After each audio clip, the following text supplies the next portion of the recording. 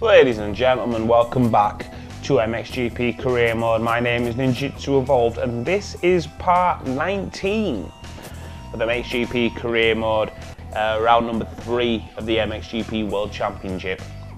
Now, for those of you who weren't with us last time, I'm going to give you a couple of minutes to go and check out previous videos. If you haven't, 2, 1.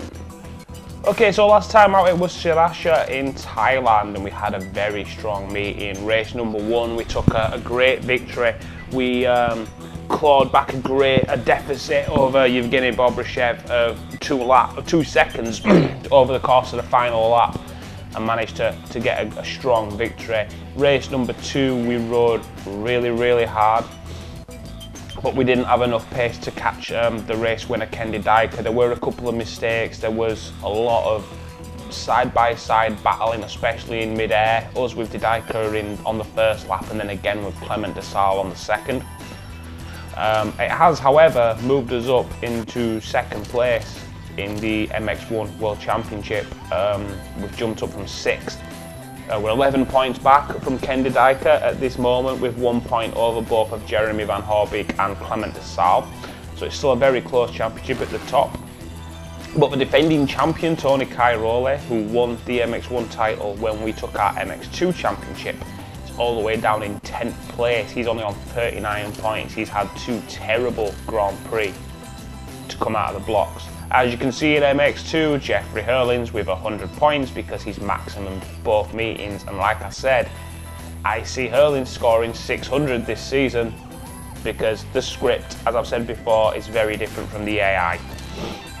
So what we're going to do is we're going to jump straight into this, round number 3. As you can see, well, you didn't get the opportunity to see it last time at Si Racha because of, well, because of pad issues. But as you can see, realistic AI difficulty, 3 laps per race, double races, so races only, pro physics, and the only assist that we have is an automatic gearbox.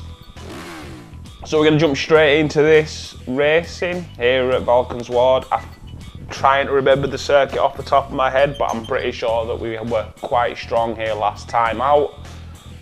Oh yes, we were. I remember exactly what track it is.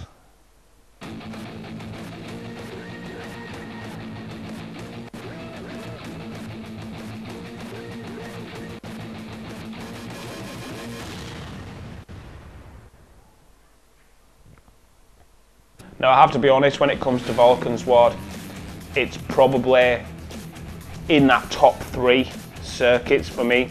Obviously my favourite is Kegums in Latvia. Second, I do have to say it is the Lautsitzring because we are dominant every time we go there. This is probably my 3rd favourite track. There may be tracks where I'm better, but this is just one that I really enjoy in Valkenswaard. So we're going to be getting ready to go straight out to the track, selecting our gate, which for the outside is the far right. So here we go. Part 19 of the MXGP Career Mode, round number 3 of the MX1 World Championship. We're looking for a strong result. We're looking to try and establish a lead at the top. We need to beat Kendi Dyker at all costs. Ladies and gentlemen, let's go to work. Okay, give me a good start. Didn't feel too bad, but we don't get away as well as we did in MX1 because we've got to, whoa, lean.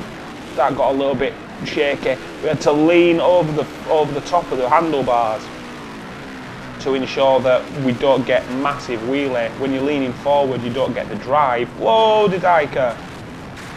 Oh, and that went horribly wrong. Kendi Dyker just absolutely was out of control, and then we had to take, avoiding action to ensure that we didn't crash.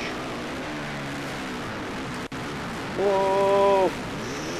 It's getting very choppy. Riders taking each other out. We were very lucky not to get taken out by the 2 that fell just a few short meters later. Now we can. Nagel's just nearly dropped his bike. Everyone's getting into each other here, everyone's getting into it. We've made us way up into 5th. Trying to set ourselves up to have a goal at Clement de Salle. Oh, that wasn't a good landing though. We're losing time.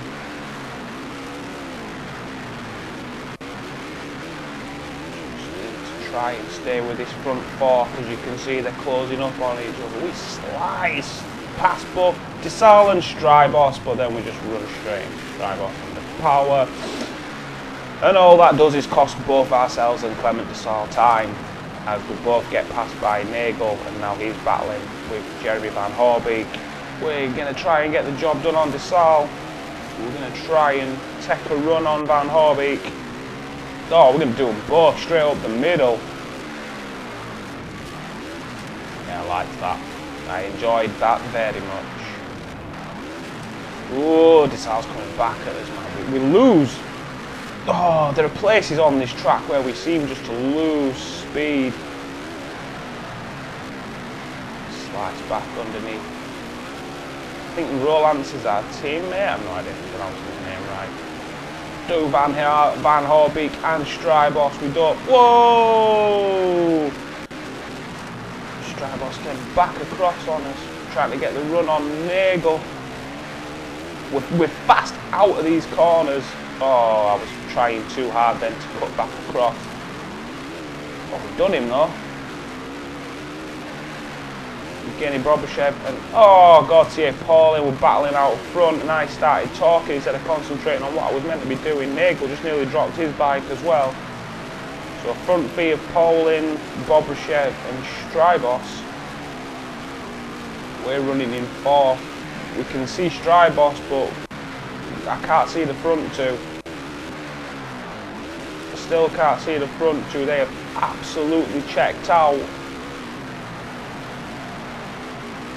It's going to have to be pretty much a perfect run from us from here to the finish to get even a sniff of victory. Starting to pull a gap though over Nagel and Van Hoorbeek. It's not much of one, but we're starting to pull one.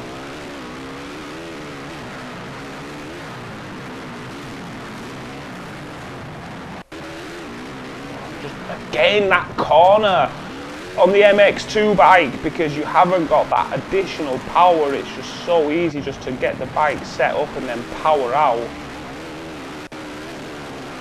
Here on this MX1 bike, just because of the nature of the power delivery, it's much harder to get set up.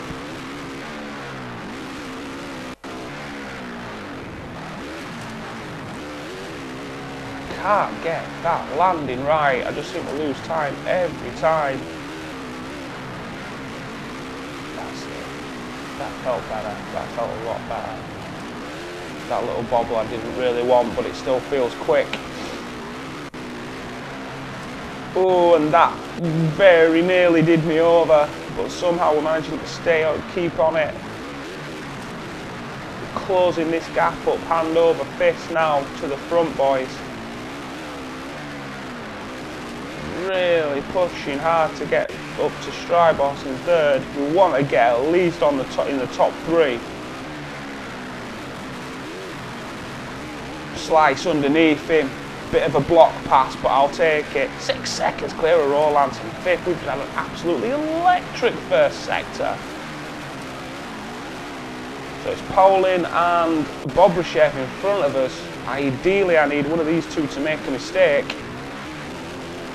We have got pace, but any helping hand at this point in time would very much be appreciated. Push like crazy. Yeah, it's Paulin in second, so it's Bobryshev in front of him. Gapped out to nearly 3 seconds clear of Strybos. We are comfortably the fastest rider on track at the moment.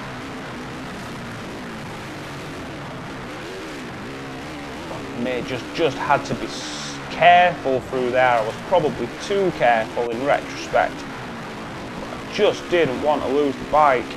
I think it's going to be third place. There's not enough track left really to put a pass in. And either of these front two. Oh, and then we hit the KTM boards. Get up, get up, get up. Bobryshev wins. Oof. Paulin will take second. We just about hold on to third. That could have got a lot worse. I thought Strybos was going to have us then. But it's a result I'll take. We beat the people that we needed to beat. We beat Kendi Dyker, who finished all the way down in 13th place. Cairoli up in 7th. Horbeek 9th. Nagel 6th. They're the closest people that was in the championship. Well, not Cairoli, but Nagel, Horbeek and the Dyker are. And we've gained a fair few points over all of those. So 3rd place for the first race here at Valkenswaard. Now we get ready to head to the 2nd moto. This is, yeah, I really enjoy this track, and that was a really, really ropey race for us. That was a bit shockingly awful in places. It's just that one corner where the bike in these MX1 bikes are so much more violent with the power. It just made it very, very difficult. So here we go, 2nd race of the weekend, the 2nd race of the 3rd round of the MX1 World Championship. You could hear me stutter then, as I had to think. Everyone lined up on the inside. We're the only rider all the way out on the far right. We need to get this launch.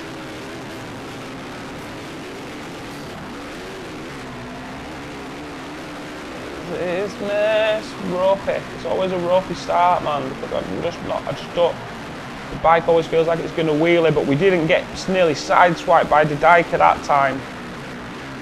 We're up in 4th. Now we can start to push on. Let's try and pass a few of these riders. Paulin just nearly dropped the bike. He got all sorts of sideways in front of Goncalves. Now we're running 2nd to Bob Rashev. Oh, dirty block pass attempt. I didn't mean to get into him quite so much. Oh, we just about held it out round the outside. Tony Cairoli's crashed again. He's having a shocking season. Oh, he's taking Nagel with him. That's beautiful. We need these guys who are close to us in the championship to keep wiping one another out. Goncalves is battling away with Gautier Paulin.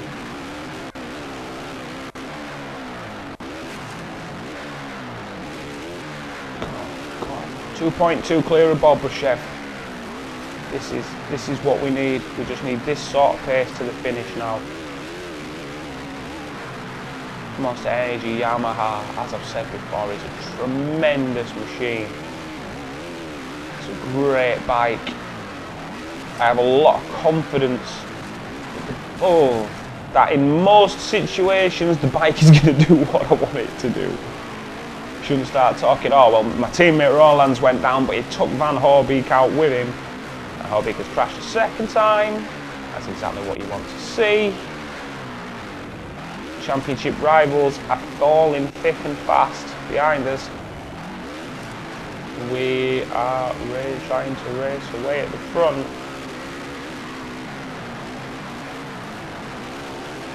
Power on, get out of that corner, so much aggression. This bike is so easy to ride flat out. It's only when you're having to check up on the speed where the bike can become a bit of a problem. We're trying to accelerate out of corners. But when you can just attack, this thing is a monster. Probably hence the Monster Energy sponsorship. But at the end of the day, a bike which is easy to ride flat out, that puts us in very good stead for K-Guns. We are 5.7 clear of Sean Simpson, who's also riding a Yamaha, same as us, not the same team. And it's actually a Yamaha which is considered by Team Performance to be slightly stronger than this. If you go back to the final episode of the MX2 season, part 16 of career mode, when we select our bike for this season, at the end of that, we actually got an offer to ride the same machine as Simpson, and it was slightly, according to the performance indicator, slightly better than this. But Monster Energy Yamaha, they gave me my, I was riding for them in MX2, I might as well stick with them for MX1. We are now 6.5 seconds clear of Sean Simpson. Just absolutely able to rip away at the front. I've learned how to take that corner as well, I'm sure you can tell. Just let the bike settle in before you get on the power. I'm trying to get a lap in under 2 minutes. I've got a feeling that if I push as hard as I can, I might just be able to do it. 7, 58, 59. Oh, 2 minutes, .199. We are comfortable. Oh, Simpson's closed the gap up to 5.1. He's not had a faster lap than us overall, but he's found so much pace in that final sector.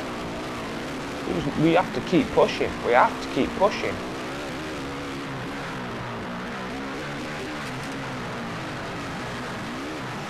Got the line a bit wrong into the first part of that. I was a little bit too far to the left than I'd like. It's fine. Just keep going. No, we're fast through that first sector. We should have gained a little bit of time. May not be a lot, but we should have gained some. 8.9. Oh, yeah, man. I will take that. Take the gap from 5 seconds, just over 5 seconds, out to just under 9. Oh, and then we lose the bike. But we're not getting a 2-minute lap. We're not getting a sub 2-minute lap, but I don't think it's really going to matter given the lead that we have. Van Hoorbeek and De Dijker are having an absolute nightmare behind us. They just cannot get a run of form at all, which is perfect for us, so that's going to give us a big advantage. Simpson has closed that gap to 6.6. He can close the gap as much as he wants. It's going to take something mighty to pull 6.5 seconds back through this final sector. And we know he's quick through this final sector, but not that much. Unless we start throwing the bike down the road on purpose, it's going to be a comfortable victory. And hopefully with the victory will come an overall Grand Prix victory as well. Since Bobryshev is not in second, we're going to win. We'll take that. First place. Confident ride. Sean Simpson second, Clement de Salle in third, Evgeny Bobryshev in fourth, Cairoli in 7th again, Max Nagel in 10th, De Dijker in 11th, Van Hoorbeek 5 seconds off the tail of the field in last. So we win the Grand Prix again, 2 points over Bobryshev, 7 points over Gautier Paulin. Then you look at people, you got to think we were 11 points behind Ken De Dijker. We've just outscored him by what? 37? Yeah, 37 points. Or 27 even, sorry. Yeah, 27 points. 27? Ah, screw it. We'll find out. Well, we've got a championship lead of 13 over Clement de Salle. De Salle has moved up into second place after that shocking meeting from Ken De Dijker. De Dijker in third on 104, Bobryshev fourth on 103. So Bobryshev with that meeting has moved himself up into contention as well. Van Hoorbeek slipped quite a way back. Cairoli, despite having a better meeting by his standards for the season so far, he's just falling further and further away from the top. But we now have a 13-point lead over Clement de Salle at the top of the standings. That is exactly what we were looking for. A confident Grand Prix, a dominant Grand Prix. The sort of thing where, you know, we can start to establish ourselves now at the top of this championship as we celebrate our second GP victory in the Premier class in a row. Very, very, very happy with that. So, ladies and gentlemen, that is pretty much going to wrap it up for part 11 of MXGP Career Mode. My name has been Ninjitsu Evolved. As always, if you've enjoyed this video, please feel free to subscribe to the channel. There is a complete playlist with every MXGP Career Mode video available on it. Yeah, man. The result is proof that we are contenders. Absolutely. So, ladies and gentlemen, next time out will be Agueda in Portugal.